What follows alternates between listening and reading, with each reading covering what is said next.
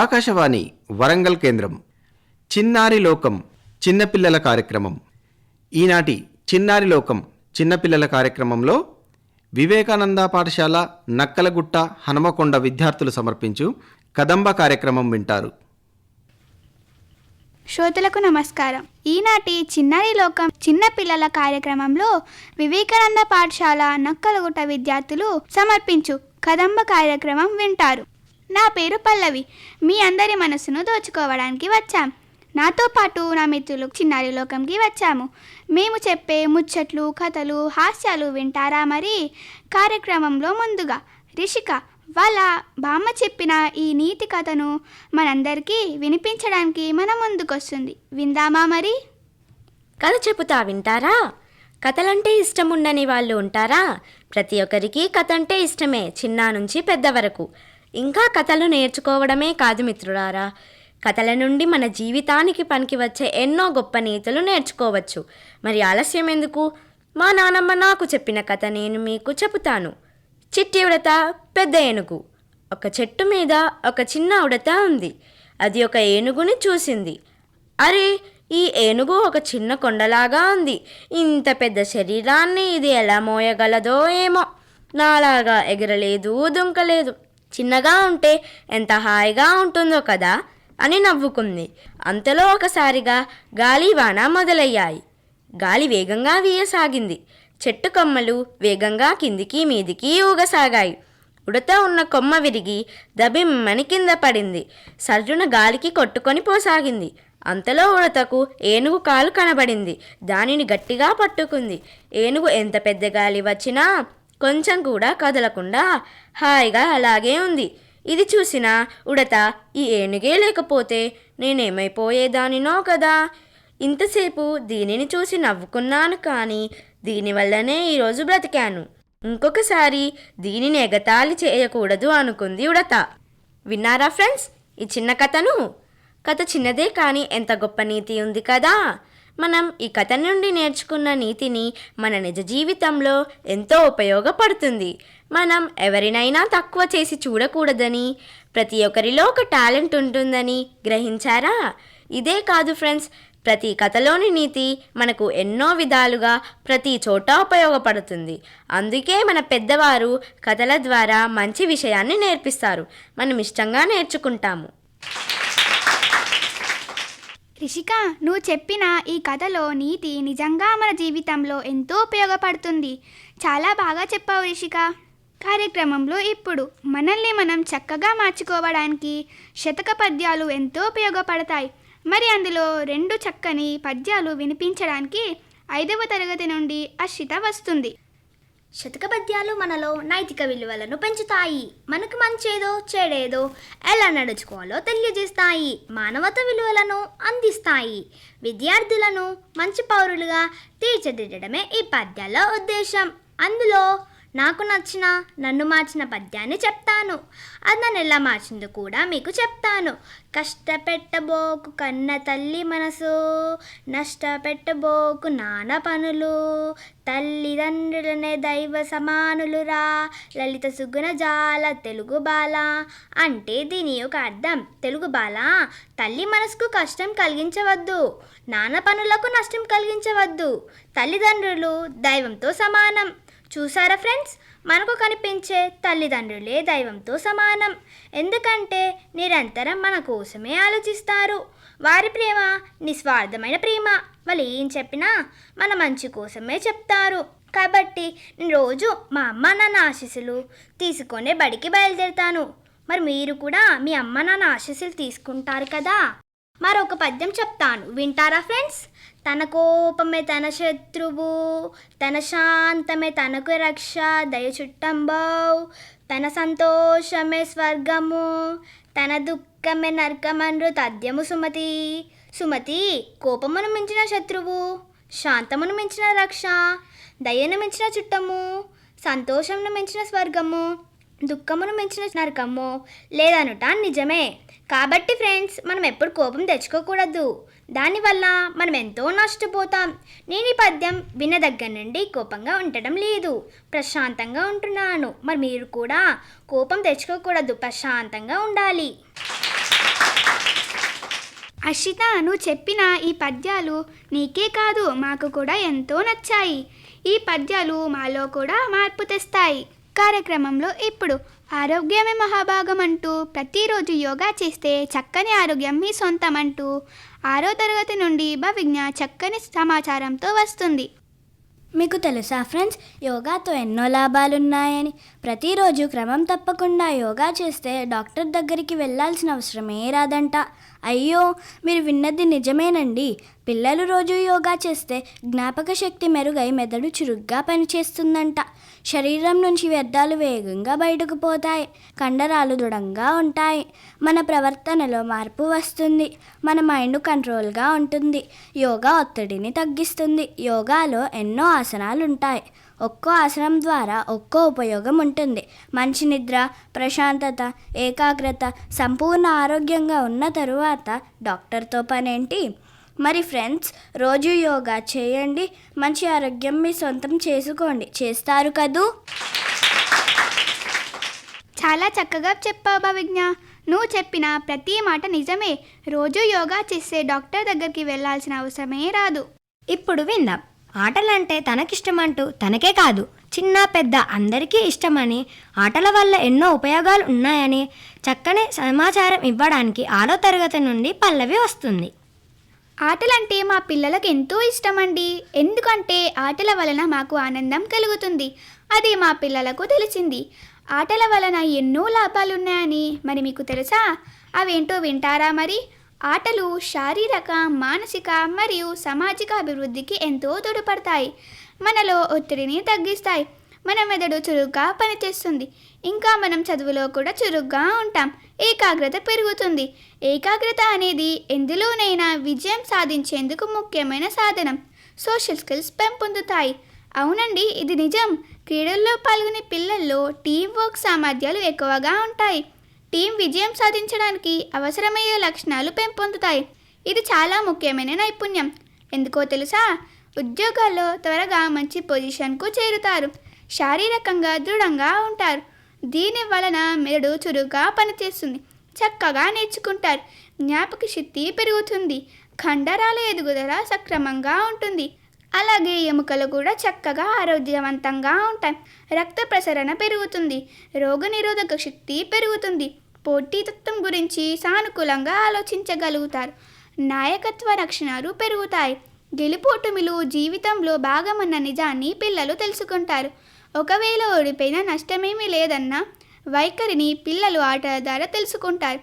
గెలుపు కోసం పడే శ్రమను గుర్తిస్తారు. ఇవే కాదండోయ్, ఆటల వలన సమయ పాలన, నియమ నిబంధనలు, ఇలా జీవితానికి కావాల్సిన ఎన్నో నైపుణ్యాలు ఆటల ద్వారా నేర్చుకుంటాం. మరెందుకు ఆలస్యం? ఇక నుండి అందరం వెళ్దాం పదండి మైదానానికి. ఆరోగ్యానికి ఆరోగ్యం, ఆనందానికి ఆనందం. ఏమంటారు? మాకు కూడా మైదానం అంటే ఇష్టం పల్లవి. అంతకన్నా ఆటలంటే మరీ ఇష్టం. ఆటలలో ఇన్ని లాభాలున్నాయని నమ్మలేకపోతున్నా. కార్యక్రమంలో ఇప్పుడు ప్లాస్టిక్ ప్రపంచానికి ప్రమాదమని, ప్లాస్టిక్ రహిత వస్తువులను వాడాలంటూ ప్లాస్టిక్ కాగితం, వాటి వలన కలిగే మంచి చెడులను అందరికీ తెలియజేయడానికి మన ముందుకు వచ్చేస్తున్నారు 5వ తరగతి నుంచి చిన్నారులు అవంతిక, సాన్విక. ప్లాస్టిక్ విషపూరితము, ఆరోగ్యానికి హానికరం, వాటి వలన పర్యావరణానికి ముప్పు. కానీ మనం ప్లాస్టిక్ వస్తువులను వాడుతున్నాము. ఈ విషయాన్ని చిన్న సంభాషణ రూపంలో చెప్పడానికి మన ముందుకి వస్తున్నాయి ప్లాస్టిక్ సంచి, కాగితం సంచి. వాటి సంభాషణను విందామా మరి? ప్లాస్టిక్ సంచి. హలో కాగితం సంచి, నన్ను చూడు, ఎంత అందంగా ఉన్నానో, ఎంత ఆకర్షణీయంగా ఉన్నానో, ఎన్ని సంవత్సరాలైనా కరిగిపోను, పాడుకాను. కాగితం సంచి, నిన్ను వాడితే పర్యావరణానికి ముప్పని ఈ జనానికి తెలియదు. పాపం, తెలిస్తే నిన్ను ఎవరు కొనరు తెలుసా? ప్లాస్టిక్ సంచి. ఓ కాగితం సంచి, నా వల్ల ప్రమాదం అని అందరికీ తెలుసు. నన్నెందుకు కొంటారో? అందంగా ఉంటాను, అందుబాటులో ఉంటాను కదా, తక్కువ ధరకు లభిస్తాను, అందుకే అందరు నన్నే కొంటారు. కాగితం సంచి, నిన్ను నీళ్ళల్లో వేస్తే కరగవని, ఇంకా చెరువులో నీటిలో ఉండే జలచరాలకు ప్రమాదమని అందరికీ పూర్తిగా తెలుసుండదు. పాపం, ప్లాస్టిక్ సంచి నన్ను నీళ్ళల్లో వేస్తే జలచరాలకు ప్రమాదమని తెలిసినా కూడా వాడుతున్నారు. నేనంటే అందరికీ ఇష్టం. కాగితం సంచి నిన్ను భూమిపై వేస్తే నేలతో కలిసిపోవు. నిన్ను వేసిన చోట మొక్కలు పెరగవు. పోనీ కాలుద్దామంటే నీ నుండి వచ్చే విషవాయువు వల్ల అనేక జబ్బులు వస్తాయి. నీ గురించి నిజం అందరికీ చెప్తానులే. ప్లాస్టిక్ సంచి నా సంగతి చెప్పావు సరే, నీ గురించి చెప్పాలా? నిన్ను నీళ్ళల్లో వేస్తే తొందరగా కరిగిపోతావు, చినిగిపోతావు. నీ ఖరీదు కూడా ఎక్కువే. నిన్ను తయారు చేయాలంటే చెట్లను నరకాలి కదా, అది నష్టం కాదా ఏంటి? కాగితం సంచి నన్ను తయారు చేయాలంటే చెట్లను నరకాలి. మరి ఒక్క చెట్టు నరికితే 10 మొక్కలు నాటాలి. అప్పుడు ఎవరికి ఏ విధమైన నష్టం ఉండదు కదా. ప్లాస్టిక్ సంచి నీతో ఎన్ని లాభాలున్నాయి. నన్నే వాడతాను, ఎందుకంటే నేను తక్కువ ధరకు లభిస్తాను. నన్ను ఎక్కడ పడితే అక్కడ వేయవచ్చు తెలుసా? కాగితం సంచి ప్లాస్టిక్ రహిత వస్తువులను అందుబాటులో ఉంచాలి. ప్లాస్టిక్ బదులు ప్రజలకు స్టీలు, రాగి, ఇనుము, చెక్క, మట్టి, గాజు ఇలాంటి వస్తువులను వాడితే పర్యావరణానికి నష్టం ఉండదు. తక్కువ ఖరీదుకు దొరికేలా ఈ వస్తువులను అందుబాటులో ఉంచాలి. అప్పుడు ప్లాస్టిక్ రహిత దేశంగా మారుతుంది. అప్పుడు ప్లాస్టిక్ అనేదే ఉండదు. ప్లాస్టిక్ సంచి అయ్యో అందరు ఇలా చేస్తే మా ప్లాస్టిక్ పరిస్థితి ఏంటి? మమ్మల్ని ఎవరు పట్టించుకోరు. అయ్యో ప్లాస్టిక్ వస్తువులారా పదండి పదండి, మన గురించి మన నష్టాల గురించి ప్రజలకి తెలిసిపోయింది, మన జీవితం చెల్లిపోయింది. ఈ సంభాషణ విన్నాక ఏ ఒక్కరు ప్లాస్టిక్ జోలికి వెళ్ళరు అవంతిక. అందరూ ప్లాస్టిక్ రహిత వస్తువులనే వాడతారు సానుక. కార్యక్రమంలో ఇప్పుడు నవ్వు 4 విధాల చేటు కాదండోయ్, 40 విధాల మేలు చేస్తుంది. ఇప్పుడు మీరు వింటున్నది నిజమే. అవును, మనం నవ్వడం వల్ల ఆరోగ్యంగా ఉంటాం. నవ్వు ఒక ఔషధం వంటిది. ఏంటి నవ్వు గురించి చెప్తుంది అని అనుకుంటున్నారా? ఇప్పుడు మనల్ని కడుపుబ్బి నవ్వించడానికి మా మిత్రులు రాబోతున్నారు. అశ్విన్ రెడ్డి, అభినవ్, సహర్ష్. అరే గణేష్, మన గడ్డపారకు జ్వరం వచ్చిందిరా. అవునారా, నేను చూస్తా ఆగురా. రే కాలుతుందిరా, ఏం చేద్దాంరా మరి? అరే డాక్టర్ దగ్గరికి తీసుకెళ్దామారా? సరేరా. రే కాలుతుందిరా. అరే గుడ్డ పట్టుకొని లేపరా, కాలదు. సరేరా. డాక్టర్ గారండి, ఓ డాక్టర్ గారండి. ఏంట్రా? డాక్టర్ గారు, మా గడ్డపారకు జ్వరం వచ్చింది. దీన్ని నయం చేస్తే చాలా పైసలు ఇస్తాం. వీళ్ళెవరో వెర్రి వెంగలప్పలా ఉన్నారే, వీళ్ళ దగ్గర నుండి ఎలా అయినా పైసలు నొక్కాల్సిందే. అరే ఆ గడ్డపారని కింద పెట్టండ్రా. అరే మెల్లగా పెట్టరా గణేష్, మెల్లగా. పెట్టేశాం డాక్టర్ గారు. ఇప్పుడు ఒక టబ్బులో నీళ్ళు తేవంట్రా. అరే మెల్లగా పట్టుకోరా గణేష్, మెల్లగా పట్టుకోరా, టబ్బు కింద పడుతుంది. హబ్బా పెట్టేశాను డాక్టర్ గారు. పెట్టేశారా? సరే ఇప్పుడు ఆ గడ్డపారని నీళ్ళల్లో వేయండ్రా. అరే గణేష్ పట్టుకోరా గడ్డపారని, నీళ్ళలో వేద్దాం. వేసేసాను డాక్టర్ గారు. వేసేసారా? 3 నిమిషాల తర్వాత బయటికి తీయండ్రా. అరే గణేష్ 3 నిమిషాలు అవుతున్నట్టుందిరా, బయటికి తీరా గడ్డపారని. అరే తీసుకోరా. అబ్బా డాక్టర్ గారు చల్లగా అయింది డాక్టర్ గారు, గడ్డపార జ్వరం మొత్తం తగ్గింది డాక్టర్ గారు. సరేరా, మీరు ఇంటికి వెళ్ళచ్చు. మన ఫీజు ఏదిరా? అరే గణేష్, మన గడ్డపారకు డాక్టర్ గారికి జ్వరం మొత్తం తగ్గించేటట్టు చేశారు కదరా, కాబట్టి డాక్టర్ గారికి చాలా పైసలు ఇరా. సరేరా, తీసుకోండి డాక్టర్ గారు. సరేరా, మళ్ళీ మీ గడ్డపారకి ఎప్పుడైనా జ్వరం వస్తే నా దగ్గరికి రావండి. ఏమైందే అవ్వ, ఎందుకు ములుగుతాను? అరే కొడుకా, నాకు జ్వరం వచ్చిందిరా. ఒరే అవ్వకు జ్వరం వచ్చిందంట, దవాఖాన తీసుకోమరా. అరే దవాఖానకెందుకురా, మొన్న గడ్డపారకు జ్వరం వస్తే డాక్టర్ గారు ఏం చేసిండ్రా? అవ్వాయి ట్రావే, నేను ట్రంబులేయాలి ట్రావే. అరే డ్రమ్ ఏం సరిపోతుందిరా, దాంట్లో అయితే కొన్ని నీళ్లు ఉంటాయిరా. ఒకవేళ బాయిల్ వేసినావు అనుకో, బాయిలో చాలా నీళ్లు ఉంటాయి, తొందరనే తగ్గిపోతుందిరా. అవును రా, ట్రావే అవ్వ, నేను బాయిలేయాలి ట్రావే. అరే వద్దురా వద్దురా, ఈ వెర్రి వెంకలతోని వేగలేక చస్తున్నా.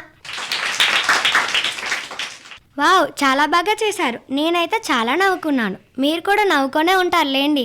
ఇప్పుడు విందాం, వనంలోకి వెళ్దాం, వనభోజనాలకి వెళ్దాం, ప్రకృతిని ఆస్వాదిద్దాం అంటూ మంచి సమాచారంతో మన ముందుకి వస్తుంది 7వ తరగతి నుంచి శ్రీలక్ష్మి సహస్ర. వనభోజనాల ప్రాముఖ్యత. వనభోజనాలంటే తెలుగులో తోటలో లేదా అడవిలో భోజనం చేయడం. ముఖ్యంగా ఆషాఢ శ్రావణ మాసంలో బంధువులు స్నేహితులతో కలిసి ప్రకృతిలో తిరుగుతూ ఆనందిస్తూ చేసే భోజనాలను వనభోజనాలు అంటారు. వనభోజనాలు ప్రకృతిలో మమేకమై చెట్ల నీడలో సేద తీరుతూ ఆహ్లాదకరమైన వాతావరణంలో గడపడానికి అవకాశం కల్పిస్తాయి. బంధువులు స్నేహితులతో కలిసి భోజనం చేయడం వల్ల సామాజిక సంబంధాలు బలోపేతం అవుతాయి. ప్రకృతిలో గడపడం, స్వచ్ఛమైన గాలిని పీల్చడం వల్ల ఆరోగ్యానికి కూడా మంచిది. శ్రావణ మాసంలో వనభోజనాలు చేయడం వలన మరింత పుణ్యం లభిస్తుందని నమ్మకం. పురాణాలలో కూడా వనభోజనాల ప్రస్తావన ఉంది. శ్రీకృష్ణుడు తన గోపాలులతో కలిసి వనభోజనాలు చేసినట్లు ఉంది. వనభోజనాల వల్ల వృక్షాల మీదుగా వచ్చే గాలి శరీరారోగ్యానికి ఎంతో ఉపయుక్తమని ఆయుర్వేద వైద్య విధానంలో చెప్పడం జరిగింది. ఇలా వనభోజనం చేయడం వల్ల ఆధ్యాత్మిక ఫలితాలు, ఆరోగ్యంతో పాటు ప్రజల్లో ఆత్మీయ అనురాగాలు పెంపొంది సామాజిక సమరస్యతకు దోహం చేస్తుంది. ఆనందానికి సంకేతం పచ్చదనం.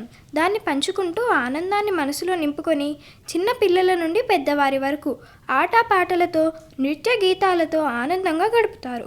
వనంలోకి వెళ్ళి చక్కగా వంట చేసుకొని అందరూ ఒక్కటిగా అన్నం తిని ఆ ప్రకృతి అనుగ్రహాన్ని పొంది తిరిగి రావడం. ఆహా, ఇలా చెప్తుంటే నాకైతే ఎప్పుడెప్పుడు వనభోజనానికి వెళ్ళాలా అనిపిస్తుంది నేస్తాలు. సహస్ర, నీకే కాదు, మాకు కూడా వనభోజనం అంటే ఎంతో ఇష్టం. కార్యక్రమంలో ఇప్పుడు మన దేశం కోసం పోరాడిన వారంటే అందరికీ ఇష్టం, గౌరవం. మరి ఎందరో దేశాభివృద్ధికి తోడ్పడిన వారున్నారు. వారిలో మదన్ మోహన్ మాలవ్య గారి గురించి తనలో స్ఫూర్తిని నింపింది దేశభక్తుడంటూ మనందరికీ చెప్పడానికి మన ముందుకొస్తుంది 7వ తరగతి నుంచి శ్రీవర్షిని. మన దేశం కోసం ఎంతోమంది వీరులు వారి ప్రాణాలను సైతం లెక్క చేయక పోరాడి మనకు స్వాతంత్ర్యం సాధించి పెట్టారు. మన దేశం కోసం పోరాడిన వారిలో నాకు నచ్చిన దేశభక్తుడు మదన్ మోహన్ మాలవ్య. మన దేశ స్వాతంత్ర్య పోరాటంలో పాల్గొని జైలు జీవితం గడిపిన గొప్ప వ్యక్తి. బ్రిటిషు ప్రభుత్వానికి వ్యతిరేకంగా కదం తొక్కారు. సత్యమేవ జయతే నిదానానికి ప్రచారం కల్పించి దాన్ని ప్రజల్లోకి తీసుకువెళ్లారు. సంఘ సంస్కరణల కోసం చాలా శ్రమించారు. మదన్ మోహన్ మాలవ్య 1861 సంవత్సరం డిసెంబర్ 25వ తేదీన ఉత్తరప్రదేశ్ రాష్ట్రంలోని అలహాబాద్లో జన్మించారు. తండ్రి పేరు బ్రిజ్నాథ్, తల్లి పేరు మూనాదేవి. మదన్ మోహన్ మాలవ్య డిగ్రీ పూర్తి చేశాక ఉపాధ్యాయుడిగా తన జీవితం ప్రారంభించారు. తరువాత న్యాయ విద్య చదివి న్యాయవాదిగా మంచి పేరు తెచ్చుకున్నారు. కాంగ్రెస్ పార్టీలో చేరి పలు పదవులు చేపట్టారు. చౌరీ చౌరా సంఘటనలో ఉరిశిక్ష పడిన ఖైదీల తరపున వాదించారు. ఈ కేసులో 156 మందిని నిర్దోషులుగా విడిపించారు. స్వాతంత్ర పోరాటం జరుగుతున్న కాలంలో శాసనోల్లంఘన ఉద్యమం, ఉప్పు సత్యాగ్రహం మొదలైన వాటిలో పాల్గొన్నారు. మదన్ మోహన్ మాలవ్య కవిత్వం రాసేవారు. చిన్నతనంలోనే మకరంద్ పేరుతో కవితలు రాశారు. ఆయన రాసిన కవితలు వివిధ పత్రికల్లో ప్రచురింపబడ్డాయి. జాతీయవాదిగా దేశానికి తన జీవితాన్ని అంకితం చేసిన మదన్ మోహన్ మాలవ్య 1946 నవంబర్ 12వ తేదీన మరణించారు. ఆయన మరణించిన 7 దశాబ్దాల తరువాత భారత ప్రభుత్వం 2014వ సంవత్సరానికి దేశ అత్యున్నత గౌరవ పురస్కారం భారతరత్న అవార్డును ప్రకటించి గౌరవించింది. చాలా చక్కగా చెప్పారు. నీకు నచ్చడమే కాదు, మాకు కూడా దేశభక్తులంటే ఎంతో ఇష్టం. కార్యక్రమంలో ఇప్పుడు పిల్లలకు సామాజిక సేవ చేయాలనే ఆలోచన చాలా మంచి విషయం. మరి పిల్లలు మేము సైతం సమాజ సేవ చేయగలం అంటూ 7వ తరగతి నుండి వైష్ణవి మన ముందుకొస్తుంది. సామాజిక సేవ గురించి మాట్లాడబోతున్నాను. హలో, నమస్తే మిత్రులారా. విద్యార్థులు సమాజ సేవ చేయాలి. అదేంటి, మేము ఎప్పుడు చదువుకోవాలి, ఎప్పుడు సమాజ సేవ చేయాలి, మాకు సమయం ఎక్కడ ఉంటుంది అనుకోకండి. మేము పెద్దయ్యాక చేస్తాము అనుకోకండి. మనము చిన్నవారమే కదా, మన వల్ల ఏమవుతుందో అని అనుకోకండి. పిల్లలమే ఎన్నో అద్భుతాలు చేసి చూపించగలం. అయ్యో నిజమే మిత్రులారా. ఎలా అంటే మన ప్రతి పుట్టినరోజుకు ఒక మొక్క నాటాలి. మనం స్నేహితుల చుట్టాల పుట్టినరోజులకు కూడా మొక్కలనే బహుమతిగా ఇద్దాం. ఆ మొక్కలను కాపాడండి. నేను మీ ఇంటికి వచ్చినప్పుడు చూస్తాను. అది మనం పర్యావరణానికి చేసే మేలే కదా, అది మనం చేసే సేవే కదా. మట్టి వినాయకులను మాత్రమే పూజించాలని, రంగు వినాయకులను వాడకూడదని మన పాఠశాలలో వినాయకులను చేసి పంచి పెట్టామనుకోండి, అది మనం చేసే మంచి పనే కదా. అంతేకాదు, మనం సైకిల్ మీద వెళ్ళేటప్పుడు రోడ్డు నియమాలు పాటించాలి. మనకు సెలవులు వచ్చినప్పుడు పూర్ కాలనీస్కి వెళ్ళి ఏ సమస్యలతో బాధపడుతున్నారో చూడాలి. వాళ్ళ సమస్యని ఎలా అయితే తీరుతుందో మన గురువులతో కానీ లేదా తల్లిదండ్రులతో చర్చించాలి. వారికి సహాయం పడవచ్చు.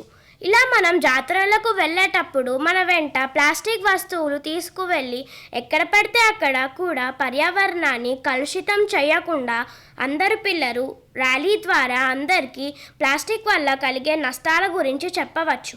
మనం తలుచుకుంటే ఏదైనా సాధించవచ్చు. మిత్రులారా, మనం నవ సమాజ నిర్మాణం, నేటి బాలలే రేపటి పౌరులు కదా. మనం ఇప్పటి నుంచి చేసే మంచి పనులే రేపటి రోజున మనల్ని గొప్ప స్థాయిలో ఉంచుతాయి.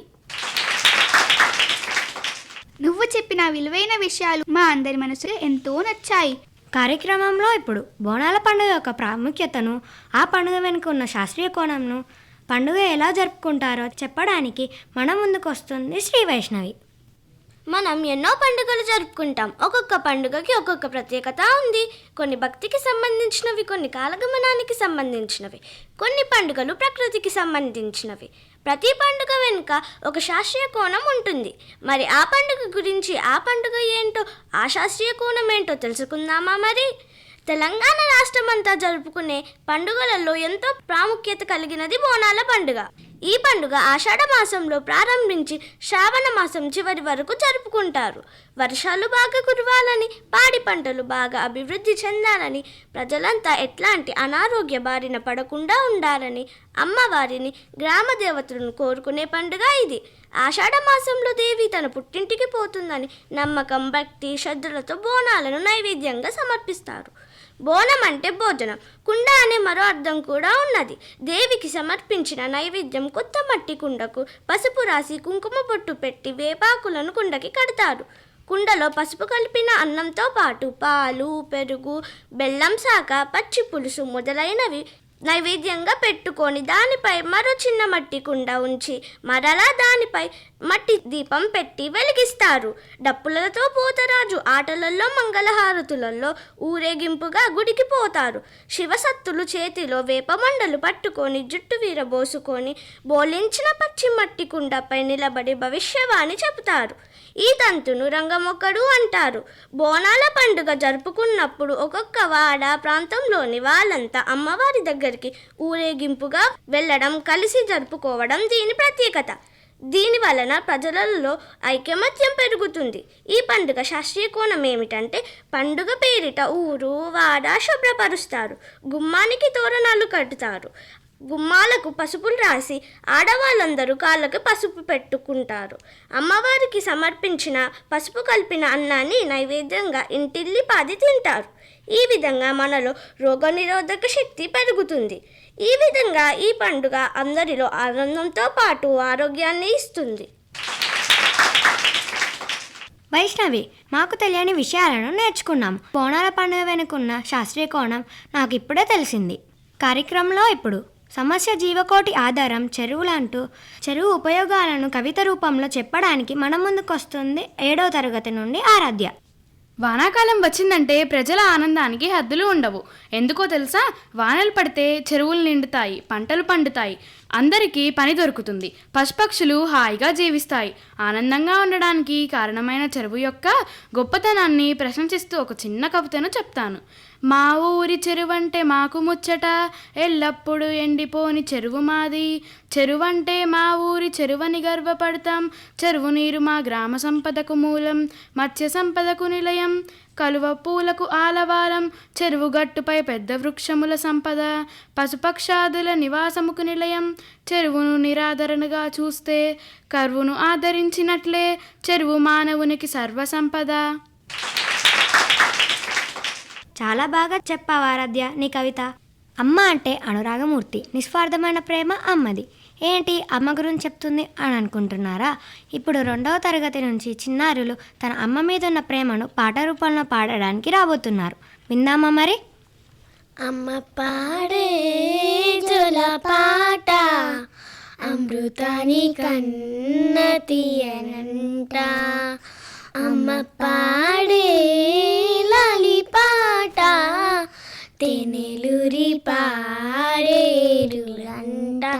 నిండు జాబిలి చూపించి 2 బుగ్గలు గిల్లేసి, నిండు జాబిలి చూపించి కోటితో బుగ్గలు గిల్లేసి, ఉగ్గును పట్టి ఊయల్లుపే అమ్మలాలనా, ఊపిరి పోసే నూరేళ్ళ నిండు నీవేనా.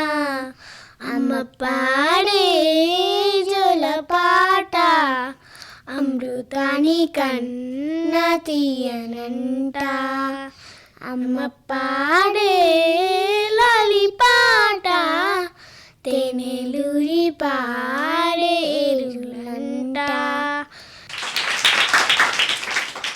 చాలా చక్కగా వింటుంటే వినాలనిపించేలా పాడారు. హర్షికదేవ్, ప్రహర్షిని, మీ పాట అందరినీ ఆకట్టుకున్నది. కార్యక్రమంలో చివరిగా వామో పరీక్షలా అనవద్దు, వావ్ పరీక్షలు అనాలి అని చెప్పడానికి మన ముందుకొస్తున్నారు 6వ తరగతి నుంచి నిక్షిత. హలో నేస్తాలు, మీతో మంచి విషయాలను పంచుకుందామనుకుంటున్నాను. అదేంటో తెలుసా? అదే ఫ్రెండ్స్, మనకు FA1 FA2 ఇలా ఎగ్జామ్స్ రాబోతున్నాయి కదా. మరి ఎగ్జామ్స్ అంటే చూద్దాంలే ఇంకా 3 రోజులు 7 రోజులు అంటూ సమయం గడుపుతాం. ఎంతో నిర్లక్ష్యంగా ఉంటాం. కానీ అలా ఉండడం మంచి హ్యాబిట్ కాదు. మిత్రులారా, ఏ రోజు పాఠాన్ని ఆ రోజు చదవాలి. మన టీచర్ చెప్పే ప్రతి విషయాన్ని ఎంతో శ్రద్ధగా వినాలి. అప్పుడే మనకు పరీక్షలంటే భయం పోయి పరీక్షలంటే ఓ పండుగలా అనుకుంటాం. పండుగ వస్తుందని ఎలా ఆనందపడతామో పరీక్షలు వస్తున్నాయని కూడా అలానే సంతోషపడతాం. నువ్వు చెప్పిన సమాచారం అందరికీ ఉపయోగపడుతుంది. పరీక్షలను ఇక నుండి పండుగలా జరుపుకుంటాం నిక్షిత. ఇంతవరకు శ్రోతలు చిన్నారి లోకం చిన్నపిల్లల కార్యక్రమంలో వివేకానంద పాఠశాల నక్కలగుట్ట విద్యార్థులు సమర్పించిన కదంబ కార్యక్రమం విన్నారు. ధన్యవాదాలు. ఇంతవరకు శ్రోతలు చిన్నారి లోకం చిన్నపిల్లల కార్యక్రమంలో వివేకానంద పాఠశాల నక్కలగుట్ట హనుమకొండ విద్యార్థులు సమర్పించిన కదంబ కార్యక్రమం విన్నారు.